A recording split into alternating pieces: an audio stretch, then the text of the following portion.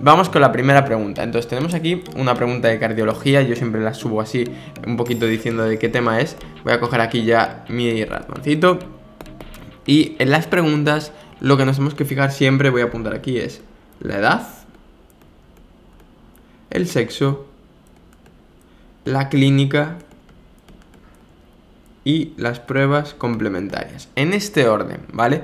¿Por qué? Porque si pensamos ya en que un paciente tiene 75 años, eso nos tiene que orientar a que tengamos X patologías u otras. Si es una mujer o un hombre, hay patologías que son más prevalentes en las mujeres que los hombres y viceversa.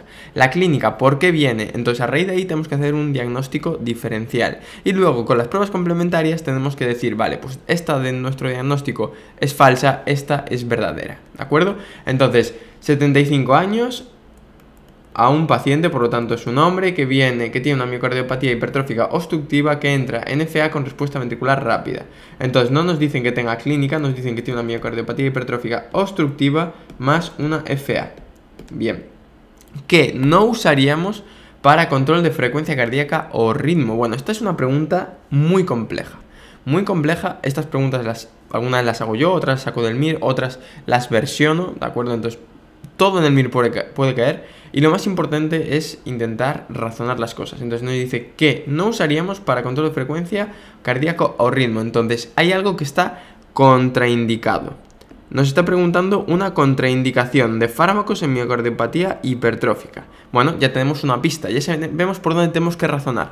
Entonces, ¿qué pasa en una miocardiopatía hipertrófica? Pasa, básicamente, voy a hacer aquí un pequeño dibujo, que aquí, donde estaría la salida de la aorta, como el ventrículo está muy hipertrofiado, se va a dificultar la salida, ¿de acuerdo? Entonces es un ventrículo hipertrofiado que tiene adecuada contractilidad y que le cuesta sacar la sangre, por eso hay esa obstrucción, ¿vale? Hay que tener clara una cosa, esta obstrucción empeora cuando aumenta la contractilidad. Y esto hay que verlo dibujado. ¿Por qué? Porque evidentemente si este ventrículo se contrae hasta aquí, bueno, pues aún queda algo de sitio para que se haga sangre.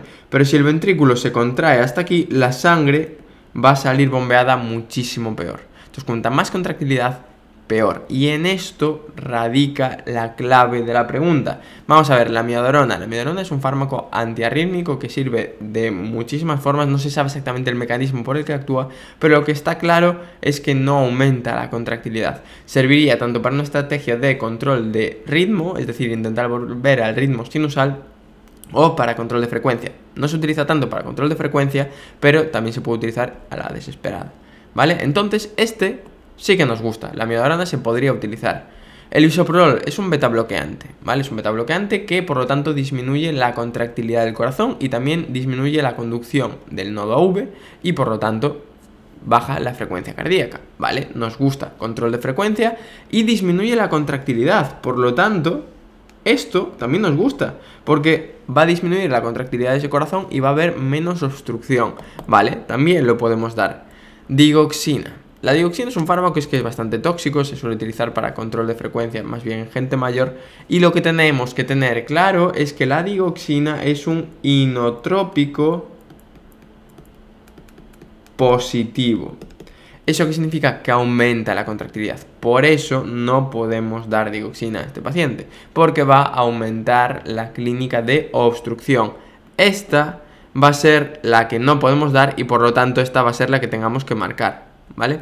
La cardioversión eléctrica siempre la vamos a poder hacer. De hecho, en estos pacientes, si están malitos porque tienen una FA rápida, que tiene encima una miocardiopatía hipertrófica, es decir, es un paciente que ya tiene una susceptibilidad a estar mal, pues a veces hay que hacer una cardioversión urgente porque lo están tolerando mal hemodinámicamente. Entonces esta también se podría hacer. Por lo tanto, la que tendríamos que marcar que está contraindicada es la digoxina. Pero lo más importante, entender lo que nos están preguntando, que en este caso es la contraindicación de fármacos en miocardiopatía hipertrófica y el por qué. Así esta pregunta no la volvemos a fallar. Dicho esto, vamos con la siguiente pregunta.